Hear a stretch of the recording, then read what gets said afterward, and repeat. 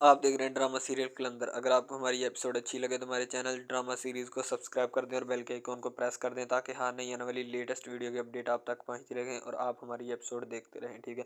जूही जो होती है वो बड़ी मक्कार औरत होती है और वो बड़ी तीलियां लगाती है। ठीक है। शफक और दोनों अपना अरफी दोनों अपनी शफक अपनी माँ से बात कर रही होती है। अरफी भी आ जाता है। शफक अपनी माँ को तीलियां लगा रही होती है। ठीक है। शफक आकर समोसे लेकर आता है अरफी और उसकी माँ चोरी चोरी देखती है। ठीक है। शफक अपनी माँ को बता रही होती है कि उर्फ़ी जो होता है वो दुर्योधन का ख्याल रखता है, मेरा तो इसे कोई पता नहीं। ठीक है। उर्फ़ी इन बातों का बहुत ज़्यादा गुस्सा करता है। वो कहता है कि माँ जी, क्योंकि दुर्योधन का कोई नहीं है इसलिए मैं उसकी हिमायत करता हूँ। ठीक है। इस वजह से मैं उसके पास हूँ। उर्फ़ी पास बैठा होता है। ठीक है। वो दुर्योधन को समोसे डाल कर देता है लेकिन अपनी बीवी को नहीं पूछता। उसका वालिद कहता है तुम्हारी माँ किधर है, मैं उसके बगैर चाय नहीं पीऊँगा। ठीक है। जब वो दोनों कमरे में जाते हैं, शफ़क़ उर्फ़ी को कहती है उर्फ़ी ये क्या कुछ चल रहा है। ठीक है। ये क्या हो रहा है। ठीक है। दूसरी तरफ दुर्योधन जो होती है वो बहुत ज़्यादा परेशान होती है इन सब बातों से। ठीक है। अब जो उसकी माँ होती है ना वो तबरेज़ को फ़ोन करके ये कह देती है। ठीक है, कि तुम्हारी बेगम सारी सारी रात पता नहीं किससे बातें करती है और फिर ये बातें सुनकर उसकी बाहर निकल आता है। ठीक है। क्योंकि उसकी माँ जो होती है फ़ोन कान को लगाए अपनी तबरेज़ को बता रही होती है कि तबरेज़ अम्मा वो सारी सारी रात फ़ोन पे बातें करती है, पता नहीं किससे बातें लगी रहती है। लेकिन जूही जो होती है कहती है अम्मा जी मैंने तो ये सिर्फ शफ़क़ को बताने के लिए सारा ड्रामा किया था। ठीक है। दूसरी तरफ शफ़क़ भी आ जाती है। ठीक है। जो जूही होती है ना वो अपनी माँ को तीलियां लगा रही होती है। जूही आकर दुर्योधन पर गुस्सा करना शुरू कर देती है। ठीक है। बहुत ज़्यादा डांटती है और बाद में उसको डांट उर्फ़ी से पड़ती है। उर्फ़ी आकर उर्फ़ी उसका हाथ पकड़ लेता है क्योंकि वो दुर्योधन को थप्पड़ मारने की कोशिश करती है लेकिन जब वो उसका हाथ पकड़ लेता है तो दुर्योधन जो होती है वो खामोश रहती है। ठीक है।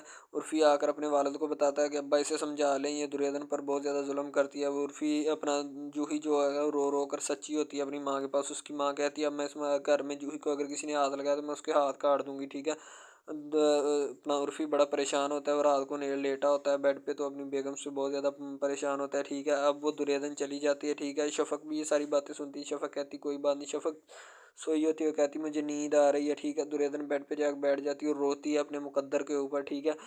और फिर उसको समझाता है कि दुर्योधन का कोई नहीं है इसलिए मैं उसका ख्याल रखता हूँ। ठीक है। दुर्योधन बावर्ची खाने में जाती है। शफ़क़ आती है। दुर्योधन कहती क्या चाहिए आपको। वो कहती मुझे मेरा शौहर चाहिए। ठीक है। छोड़ दो उसकी जान। दुर्योधन क्यों नहीं छोड़ती, चली जाओ यहाँ से। ठीक है।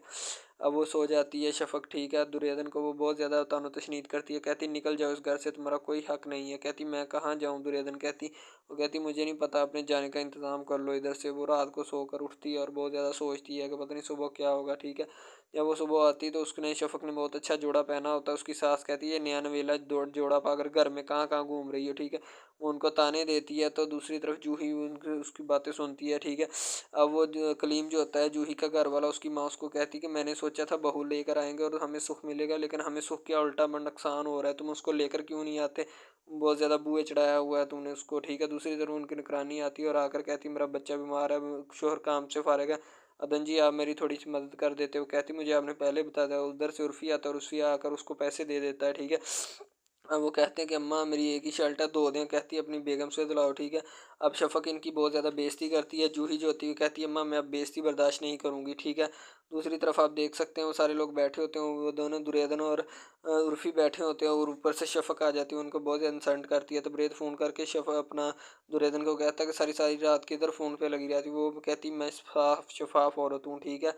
मेरी किसी पर तानो-तशनीद ना करो। ठीक है। अब दुर्योधन की बहुत ज़्यादा इंसल्ट करती है शफ़क़। ठीक है। शफ़क़ अपने ख़ावंद उर्फ़ी को लेकर वहाँ से चली जाती है। ठीक है। वहाँ से जैसे ही जाती है। ठीक है। अब वो दोनों जूही जो होती है पुराने आशिक से मुलाकात करती है। ठीक है। अब ऊपर से सुंबल आ जाती है। तबरेज़ चुप हो जाता है। तबरेज़ कहता है वो अम्मा की आँखें नहीं लगती इसलिए मैं उसको डाँट रहा था। ठीक है। सुंबल बड़ी परेशान होती है। सुंबल कहती है मैं तुम पे एतबार नहीं कर सकती ऊपर से। ठीक है। वो तो उसको तानाशाही करती, कहती तुम्हारे ऊपर एतबार करना भी अब मेरी मजबूरी है। ठीक है। वो तो पहले उसको डाँटता है बहुत ज़्यादा। ठीक है। दुर्योधन कहती मैं इस जैसी नहीं हूँ जो तुम समझ रहे हो। ठीक है। ऊपर से कलीम उसको देख लेता है, पुराने आशिक से मिलते हैं। ठीक है। कलीम बहुत ज़्यादा परेशान होता है। कलीम घर में आता है और आते ही लड़के को समोसों का ऑर्डर देकर ऊपर चला जाता है। ऊपर उसकी बीवी नए गुल खिला रही होती है। अगर आपको हमारी एपिसोड अच्छी लगे तो हमारे चैनल को सब्सक्राइब करें।